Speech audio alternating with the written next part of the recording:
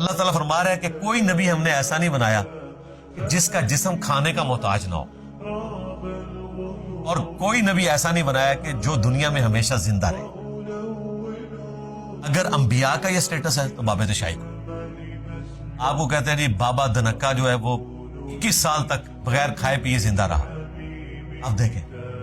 بابا دھنکا، اس کا جسم اللہ نے ایسا بنایا کہ وہ 21 سال تک کوئی چیز کھا پی نہیں رہا،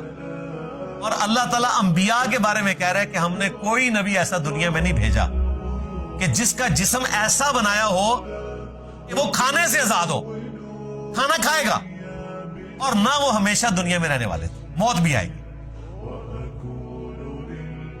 اب مجھے بتائیں کتابوں کا دین لینا ہے یا بابوں کا دین لینا؟ کتابوں کا دین تو یہ ہے۔ عیسیٰ ابن مریم کے بارے میں تو کلیئر کٹ آیا نا، عیسیٰ اور ان کی ماں کھانا کھایا کرتے تھے، ایسوں کو